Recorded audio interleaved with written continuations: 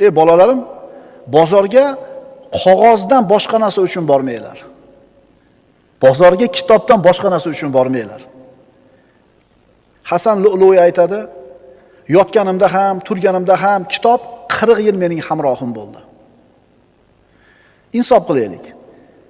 Avtobusda, samolyotda, aeroportda, vokzalda bir odam o'tirib kitob o'qiyotganini ko'rganinglarda havas qilasizlarmi? Qachon ko'rdinglar oxirgi marta? Mana shu bizda o'sha astronomkada, vokzalda o'tirib kitob o'qiganini birovni. Rossiyaga borsanglar ko'rasizlar.